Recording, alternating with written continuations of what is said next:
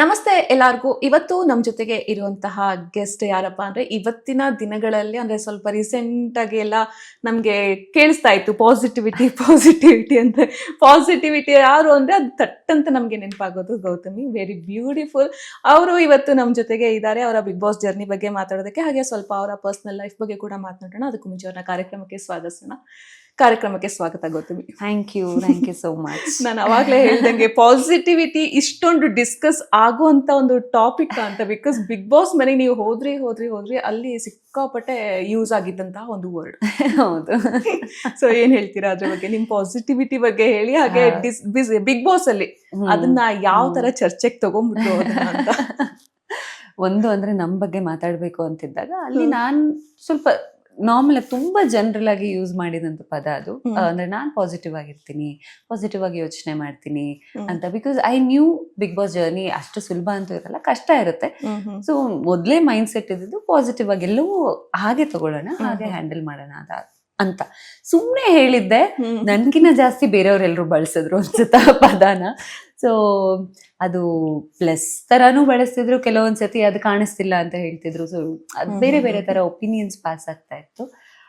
On that note okay, positive ಅನ್ನೋ ಪದನೇ ಅದು ಹೆಂಗೆ ಹೇಳಿದ್ರು ಅದು ಪಾಸಿಟಿವ್, ಅದನ್ನ ಬದಲಾಯಿಸೋದಕ್ಕಾಗೋದಿಲ್ಲ. ಸೊ ನೀವು ಅದ್ರ ಹಿಂದೆ ಮುಂದೆ ಏನಾದ್ರೂ ಬೇರೆ ಹೇಳ್ಬೋದೇನೋ ಹೊರತು positive is always positive, cannot change. ಯಾಕೆ ಬಿಗ್ ಬಾಸ್ ನ ಆಯ್ಕೆ ಮಾಡ್ಕೊಂಡ್ರಿ ಅಂತ? ಬಿಕಾಸ್ ಎಲ್ಲ ಆಪರ್ಚುನಿಟಿ ಬರುತ್ತೆ, ನಿಮ್ನ ಅಪ್ರೋಚ್ ಮಾಡ್ತಾರೆ, ಬಟ್ ಒಂದು ಮೇನ್ ಮೋಟೋ ಅಂತ ಇರುತ್ತೆ. ಸೊ ಏನ್ ಮೋಟೋ ಇತ್ತು ನೀವು ಬಿಗ್ ಬಾಸ್ ಒಳಗೆ ಹೋಗೋದಕ್ಕೆ? ಅಂದ್ರೆ ನಾವು ಆರ್ಟಿಸ್ಟ್ಗಳಿಗೆ ಯೂಶಲಿ ನಾವು ಯಾವುದೇ ಪ್ಲಾಟ್ಫಾರ್ಮ್ ಮೂಲಕ ಕಾಣಿಸ್ಕೊಂಡ್ರು ಒಂದು ಪಾತ್ರವಾಗಿ ಕಾಣಿಸ್ಕೋತಾ ಇರ್ತೀವಿ. ಸೊ ಟು ಎನಿ ಒನ್ ವ್ಯಕ್ತಿಯಾಗಿ ಕಾಣಿಸ್ಕೊಳ್ಳೋದಕ್ಕೆ, ಸ್ಪೆಷಲಿ ಆರ್ಟಿಸ್ಟ್ಗಳಿಗೆ ಇದೊಂದು ದೊಡ್ಡ ಅವಕಾಶ. ಸೊ ಆನ್ ದ್ಯಾಟ್ ನೋಟ್ ನಾನು ಜನರಿಗೆ ಗೌತಮಿಯಾಗಿ ಪರಿಚಯ ಆಗೋದಕ್ಕಾಗಲಿ, ಅಥವಾ ಅವರು ನನ್ನನ್ನು ನಾನು ಹೇಗಿದ್ದೀನೋ ಆ ರೀತಿ ನೋಡೋದಕ್ಕಾಗಲಿ ದಸ್ ಪ್ಲ್ಯಾಟ್ಫಾರ್ಮ್ ಅನಿಸುತ್ತೆ. ಸೊ ಅಲ್ಲಿ ಹೋಗಿ ಜೀವಿಸೋದಕ್ಕೇನೆ ಜನರಿಗೆ ನನ್ನ ಪಾತ್ರವಾಗಿ ನೋಡಿದಿರ ಗೌತಮಿ ಹೀಗೆ ಅನ್ನೋದಕ್ಕೆ I chose that.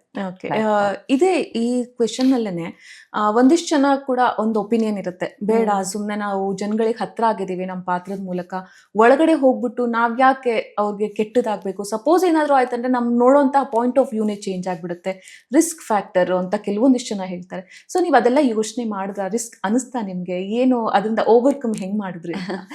First call ಬಂದಾಗ ನಾನು ಯೋಚನೆ ಮಾಡಿದ್ದಂತೂ ಹೌದು, ನಾನಾ ಅಂತ ಅವರನ್ನೇ ಕೇಳಿದ್ದು ಹೌದು. No, I don't think I am the right person. Because ಅಲ್ಲಿ ಒಳಗೆ ಹೋದಾಗ you have to be very active, loud, ನೋಡಿದ ತಕ್ಷಣ ಪ್ರಶ್ನೆ ಮಾಡಬೇಕು, ಮಾತಾಡಬೇಕು. ಸ್ವಲ್ಪ ಅಂದ್ರೆ ನಾನು ತನ್ನಷ್ಟಕ್ಕೆ ತಾನು ಇರ್ತೀನಿ ಅನ್ನೋದಾದ್ರೆ ತನ್ನ ಮನೇಲಿರೋದಕ್ಕೆ ಸರಿ ಅನ್ನೋ ಪ್ಯಾಟರ್ನ್ ಆಗುತ್ತೆ. ಅಲ್ಲಿ ಹೋಗಿ ಸೈಲೆಂಟ್ ಆಗಿರೋದಕ್ಕೆ ಸಾಧ್ಯನೇ ಇಲ್ಲ, ಏನೂ ಮಾಡ್ದಿರ. ಸೊ ಅದನ್ನೆಲ್ಲ ನಾನು ಮಾಡಬಹುದಾ ಅಂತ ಯೋಚನೆ ಮಾಡಿ ನಾನಾ ಅಂತ ಪ್ರಶ್ನೆ ಮಾಡಿದ್ದಿದೆ. ಆ್ಯಂಡ್ ನನ್ನ ಸುತ್ತಮುತ್ತ ನಾನು ಕೇಳಿದಾಗ ಬೇಕಾ ಅಂತ ಕೇಳಿದ್ದು ಇದೆ. ಅದೆಲ್ಲ ಯೋಚನೆ ಮಾಡಿ ಒಂದ್ಸತಿ ಯೋಚನೆ ಬಂದಿದ್ದು, why not me? Bigg Boss ಮನೆ ಅಂದ ತಕ್ಷಣ ಇಂಥವ್ರೇ ಹೋಗ್ಬೇಕು ಅನ್ನೋಂಥದ್ದು ಏನಿದೆ? ನನ್ನಂಥವ್ರು ಹೋಗ್ಬೋದು, ಲೆಟ್ ಮೀ ಸಿ, ಎಲ್ಲಿವರೆಗೂ ಸಸ್ಟೈನ್ ಆಗ್ತೀನಿ ಅನ್ನೋದ್ರ ಬಗ್ಗೆ ಗೊತ್ತಿರಲಿಲ್ಲ. ಬಟ್ ಫಾರ್ ಶೋರ್ ನನ್ನ ವ್ಯಕ್ತಿತ್ವನ ಸಸ್ಟೈನ್ ಮಾಡ್ಕೊಂಡೇ ಬರಬೇಕು ಅನ್ನೋದಿತ್ತು. ನನ್ನ ಮನೆ ಒಳಗೆ ಹೋಗ್ತಾ ಯಾವ ರೀತಿ ಹೋಗ್ತೀನೋ ಅದೇ ರೀತಿ ಹೊರಗೆ ಬರ್ಬೇಕು ಅನ್ನೋದು ನನ್ನ ಮೈಂಡ್ ಸೆಟ್ ಅಲ್ಲಿ ಇದ್ದಿದ್ದು. ಆ್ಯಂಡ್ ರಿಸ್ಕ್ ಫ್ಯಾಕ್ಟರ್ ಅಂತ ನೋಡಿದಾಗ ನನಗೆ ಭಯ ಇರಲಿಲ್ಲ. Because as Gautami I am like this. So ನನ್ನನ್ನು ನೋಡಿ ಇನ್ನೇನೋ ಅದು ನನ್ನ ಬಗ್ಗೆ ನನಗೇನಾದ್ರೂ ನೆಗೆಟಿವ್ಸ್ ಇದ್ದಿದ್ರೆ ಹೆದರ್ಕೋತಿದ್ನೇನೋ, ಒಳಗೆ ಹೋಗಿ ಅದಿನ್ನೇನೋ ಆಗಿ ಮತ್ತೇನೋ ನಾನು ಯಾಕೆ ಹೋಗ್ಬೇಕು, ಅಂದ್ರೆ ಫೋಕಸ್ ಯಾಕೆ ಮಾಡ್ಕೋಬೇಕು ಅದನ್ನ ಅನ್ನೋದು. ನನ್ಗೆ ಆ ಭಯ ಯಾವುದೂ ಇರಲಿಲ್ಲ. ಒಂದಿದ್ದೇನು ಅಂದ್ರೆ ನನ್ನ ಪಾತ್ರವಾಗ ತುಂಬಾ ಇಷ್ಟಪಟ್ಟಿದ್ದಾರೆ.